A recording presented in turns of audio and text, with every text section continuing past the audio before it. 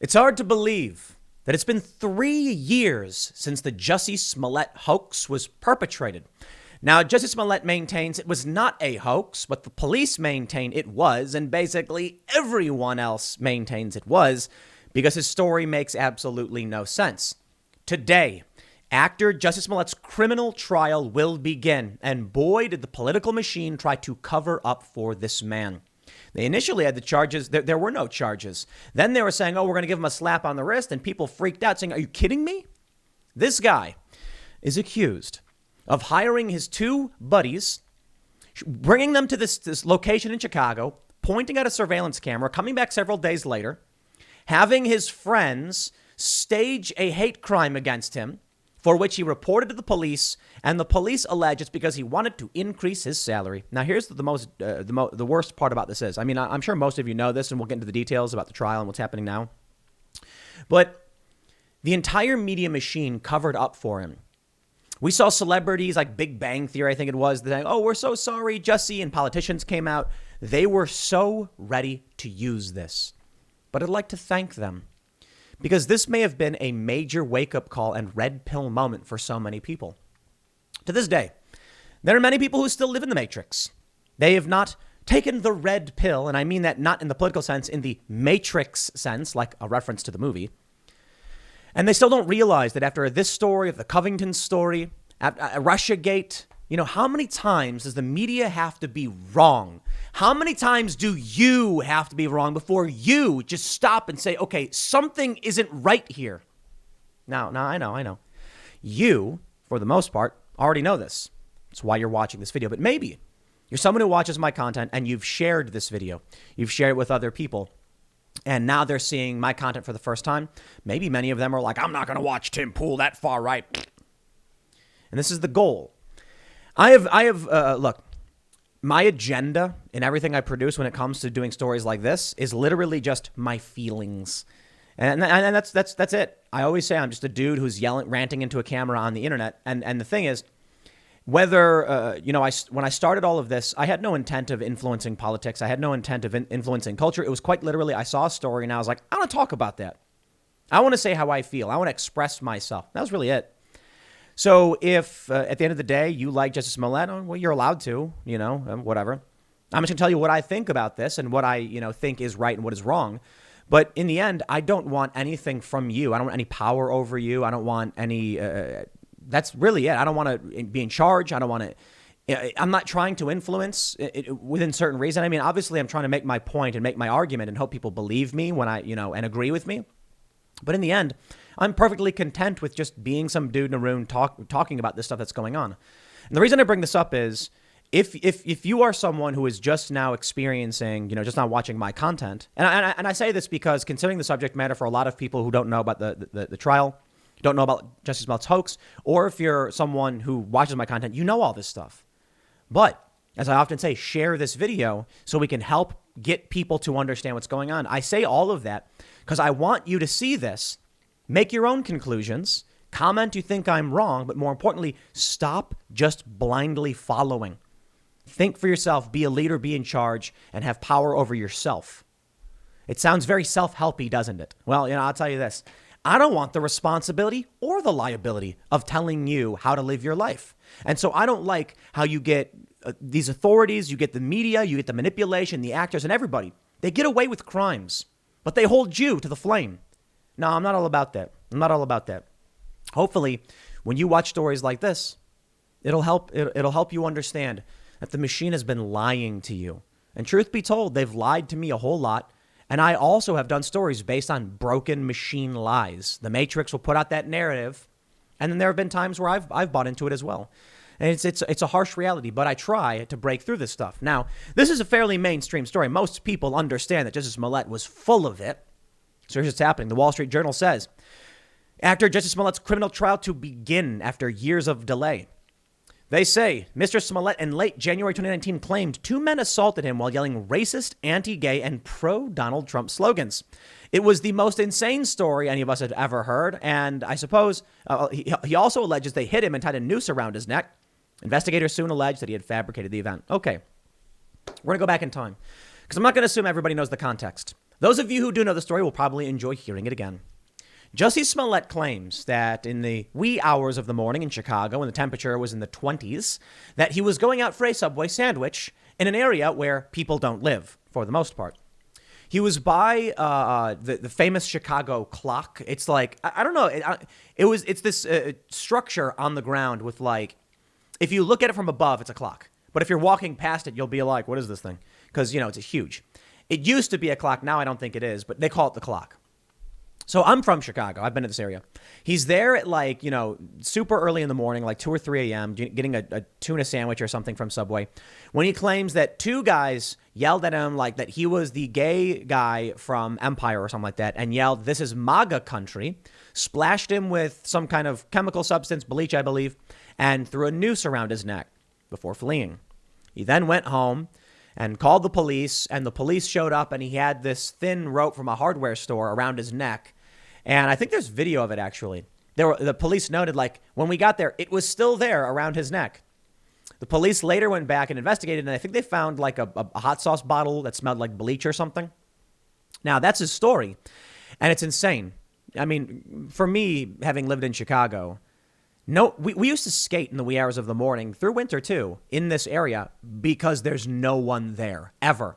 So the idea that 2 Trump supporters would be in Chicago, I mean, maybe in the suburbs, but in the city, in a place where people, for the most part, aren't, in the wee hours of the morning, recognizing a D-list actor from the show Empire, which they've probably never seen, having bleach and a noose on them at the time, and then going, got it. Let's go okay. All right, let's read. They said the trial he is being tried for 6 counts of disorderly conduct for making false reports to the police. The trial has been delayed due to events including having the charges dropped and refiled. They try to cover up for this guy. You need to understand this, man. And again, I'm operating under the assumption that there are people who weren't watching 3 years ago, and I think that's fair to say. They dropped the charges against him. Take a look at what's going on with Alec Baldwin. You know, I've been obsessing over this Alec Baldwin story because it makes me angry. It drives me crazy. Alec Baldwin was not supposed to be given this gun by the AD, assistant director.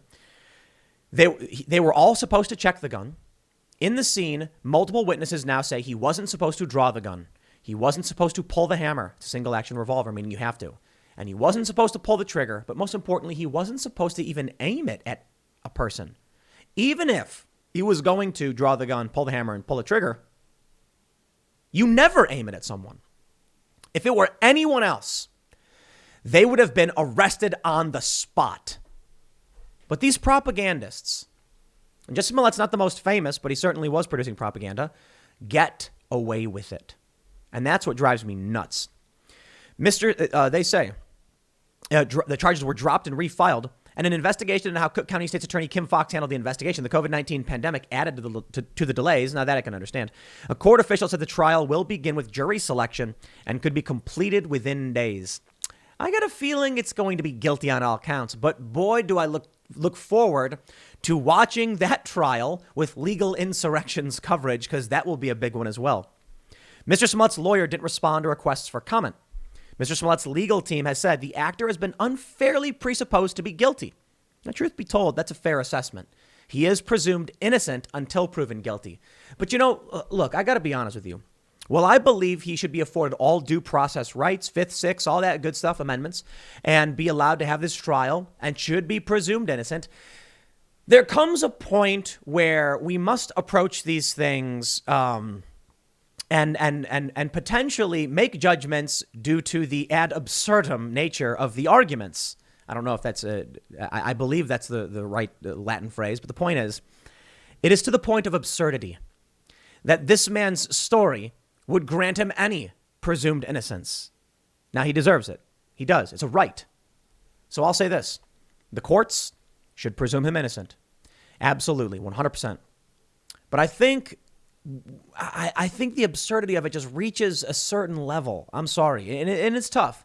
You think about a lot of cases like Kyle Rittenhouse, for example, or George Zimmerman.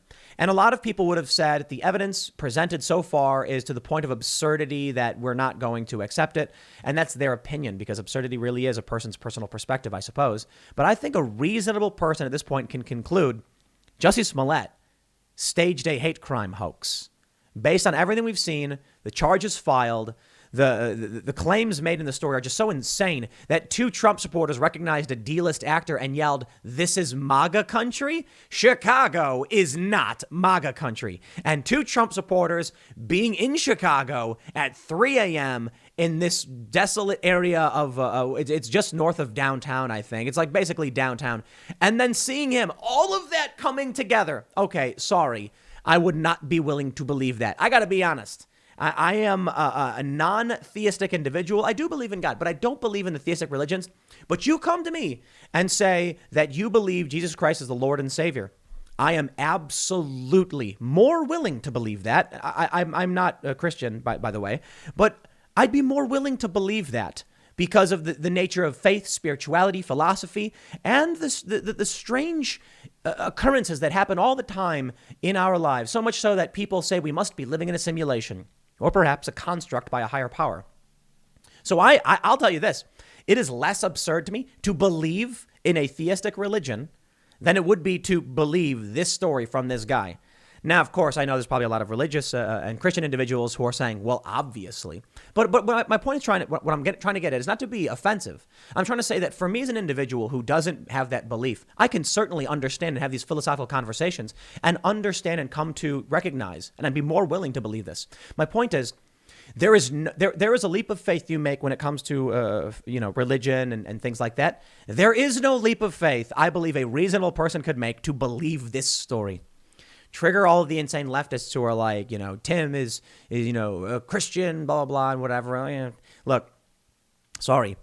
I can ask questions about the nature of the universe, and I can certainly entertain the astronomical probability that we live in such a strange reality that this really did happen, and Jussie Smollett certainly is telling the truth. I'm just saying I'd be more inclined to believe a faith-based religion on faith than I would be to believe the word of this guy. To be fair, maybe it's not fair. I don't know. I'm just saying. I am not a religious person, but I've heard better arguments and better stories from people trying to convince me of whatever religion than this guy's making up. Mr. Smollett's legal team has said the actor has been unfairly presupposed guilty. Smollett has maintained the truth of his account of the assault. Smollett's attorney in 2019 said Mr. Smollett had paid the alleged attackers for personal training not to perpetrate an assault against them. His career was hobbled by the charges. His character was removed from the television drama Empire. Police charged Smollett in February 2019 with felony disorderly conduct for filing a false police report. Investigators determined that the alleged attackers were brothers who knew Mr. Smollett, one of them having appeared on Empire. The city of Chicago, citing extensive costs associated with investigating allegedly fake crime, has also brought a civil case against Smollett. The civil case was moved from local court to federal district court in late 2019 because Mr. Smollett is a resident of California, not Illinois. The civil litigation has been stayed pending the criminal trial, according to a Chicago official. According to the criminal complaint, Mr. Smollett, while filming Empire in Chicago, was upset over his pay and recruited Abimbola Osundairo, who had worked and socialized with Mr. Smollett, to stage an attack. Mr. Smollett planned the attack in Mr. Osundairo's apartment with him and his brother, Olabinjo, who had been recruited to join him in the scheme. According to prosecutors, days later, Smollett took the brothers to where the staged attack would take place and pointed out to the brothers the location of a surveillance camera, which he thought would capture the attack. Prosecutors said in court filings. He also gave one of the brothers a $100 bill to buy supplies for the assault. They said the day before the attack, the two brothers split a $3,500 check given them by the defendant and deposited into their bank accounts, prosecutors allege. This is interesting. Are we now to be happy about the surveillance cameras all over Chicago because this guy's an idiot who pointed at it and they saw him do it? I was at the casino over the weekend because we did family Thanksgiving on the weekend. And I was there on Thanksgiving. It was fantastic, by the way. Really low table minimums. Nobody was there. It was super chill because we did our family Thanksgiving over the weekend so everyone could get together. I don't know. Some of you probably do something similar. And while I was there, I noticed just there's cameras everywhere if you've ever been to a casino. And I was thinking about, honestly, how safe I felt with there being like 1,000 cameras in this one area and them being able to see me in every space. Why? Well, I have no intent of doing anything wrong. I'm at the casino to, put $100 or so down and just play some cheap table games for fun to pass the time. And, it's fun to get that draw and you're like, yeah, and you're cheering. And then I don't know if you guys saw my Instagram, I won a massive jackpot. So that was really, really fun. It was a good day. It was fun. I think that was, I don't know if that was, I think that was on Thursday. Maybe not. No. I don't think so. Anyway, that was Saturday. I posted it. But anyway, I digress. I thought about how, when I won this jackpot, people there are like, hey, man, you got to be careful because you won a jackpot. Now people are going to be staring at you and stuff. And I'm like, there are so many cameras here. I'm not worried at all. I'm not doing anything wrong. I'm here to just have fun, play the games, enjoy myself, have a drink. And if somebody wants to do something untoward, we'll find out who did it. I thought it was interesting because it comes to the surveillance argument we have here. There are surveillance cameras all over Chicago. The problem with the difference between the casino and the real world and surveillance is that when you're in a casino, you're choosing to go into an establishment that is bound by certain rules. Obviously, you still have certain laws, you can't break. But for the most part, you don't got to worry about that. I mean, certainly don't do anything illegal. What I mean is when I'm in a casino, I'm there to have a good time. And if someone wants to commit a crime, it'll be on camera. When I'm out in public in the real world, I have to navigate these spaces for living reasons, right? And the issue is that you're always breaking the law. You're always. There's that book about how the average person commits 3 felonies a day and how if they really want to, they can accuse you. And this is the problem with the surveillance state. It's one thing to be in a private establishment and they can kick you out. That's it. Kick you out, ban you from the premises. Oh, no, now I can't go to a casino. It's another thing when you're crossing the street and they claim you jaywalked and then all of a sudden you get a ticket in the mail. It's when they say, we got you on video at this location at this time, and you get falsely accused of something. These are the things that negatively impact your life across the board. It's another thing that when we need to change as a community, as a group of people, certain laws and certain rules, you can't even know why you'd want to do that. And this is an argument that was presented to me by Moxie Marlinspike, a well-known hacker. And he said one of the issues again of why the surveillance state is so bad is that, let's say, marijuana laws, for instance, across the country, marijuana is being legalized recreationally. How would we know we wanted to make this legal or decriminalized if no one could touch it because there was a camera on every street corner, in every room, and they came after you with any infraction? That's where we're headed with the mass surveillance state. That's where we're headed with the authoritarianism. You'll never even be able to try something. Now, I'm not a fan of, drugs or anything like that, and I don't think, to be completely honest, I don't think people should be, doing that kind of stuff. But it's not for me to tell you how to live your life. They go on to say that, he wrote this check. After 2 a.m. on January 29th, the brothers staged the attack on Mr. Smollett before flagging down a taxi and being dropped off at home. It's insane to me that they thought they could walk up to a camera, point it out, come back later, and the police would not be able to just pull up the footage, which they did. And they saw them there. Some people, man. And this is the challenge of it, because I'm glad the camera was there. He thought that he would get attacked, and then they'd be like, look at the surveillance footage, and they'd be in the press, like, here's surveillance footage of the attack happening. This proves it. Instead, the surveillance footage just shows him planning the attack. I suppose when you got morons for criminals. Over the course of 2 weeks, the city detailed over 24 officers and detectives to investigate the high-profile event, incurring more than $130,000 in overtime fees. I just want to stress a point again. I hope stories like this wake people up. I'm not telling you who to vote for. I don't like the Republicans. I like three of them. Rand Paul's cool. That's about it. A couple others maybe. I don't like the Republican Party. I don't know who does. The Mises Caucus is pretty good, but I don't know if they have the strength to, the Democrats are trash. I hate them. I hate the political establishment. I would say that. That's probably a better way to put it. And I don't like the Democrats all that much. I think they're centralized. The political establishment has centralized, coalesced around the Democratic Party. I just want people to be aware of what's going on.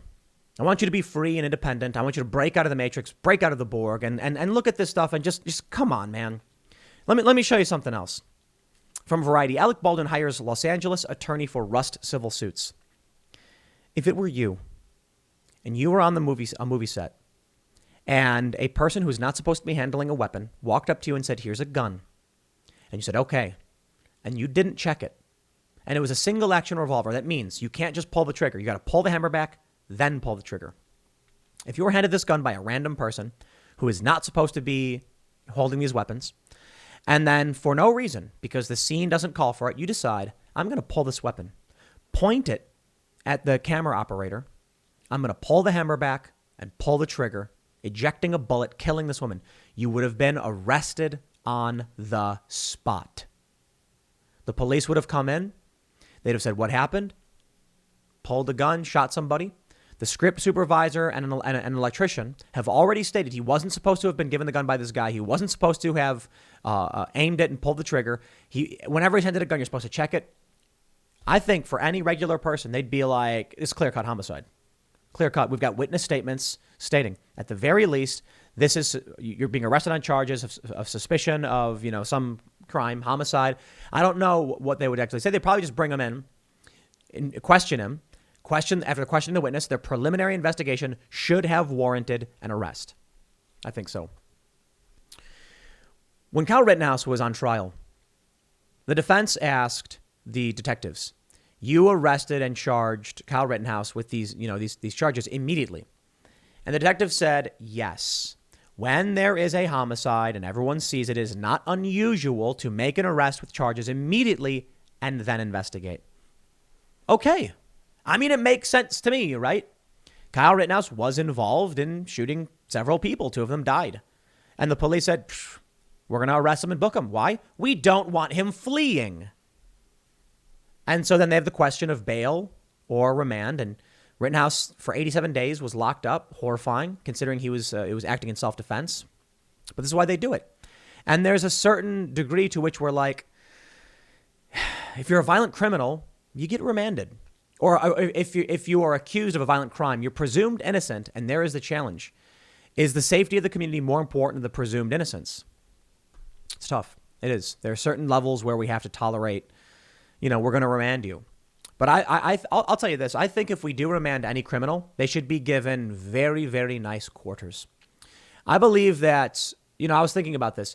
If you are accused of any crime, and we're going to say, we'll not let you out, you should be given average furnishings. You should be given a TV. You should be given the internet. You give internet access. You should be given full phone privileges and be like, look, you're presumed innocent. So we're going to accommodate you very, very well. But we're not going to let you out due to the potential risk based on these factors. But considering you are presumed innocent, then we should give you full accommodations like a hotel room. And maybe they should be placed in some kind of, jail, which is more akin to a hotel room because of the presumption of innocence. That being said, Alec Baldwin wasn't even arrested. He's a civil suit. Not even arrested, not even charged. And I doubt he will be. I'm surprised Jussie Smollett was, but I'll tell you this. Jussie Smollett went up against the city, insulted the police. And for that, they were like, Baldwin was on a movie set. They don't care. Pay restitution to the family of some sort, and we don't care. Special rules, man, special rules. But I'll stress and I'll wrap it up with that final point. When we were talking, I was talking about this on a member segment last week before we went away, before we went off for the holidays, and I said, we should get rid of the prison system. It doesn't work. I'm not saying let out all the prisoners. I'm not saying I was like abolish prisons. That doesn't mean the legal system, and that doesn't mean release everybody. I'm saying it means we need to figure out a different way of handling this. It doesn't work. Kyle Rittenhouse should not have been in jail for 87 days. He was presumed innocent. But it was a very serious accusation. Okay. Get him a nice comfy bed, queen size, 4 pillows, HD TV. Get him a computer to do work and be online and freely talk to whoever he wants and talk to whoever, because he is presumed innocent. If the concern is it's a violent crime, but you've not proven guilt, you can't take away someone's ability to live. I think that's a fair compromise. Maybe I'm wrong. Let me know what you think. I'll leave it there. Next segment's coming up at 1 p.m. on this channel. Thanks for hanging out, and I'll see you all then.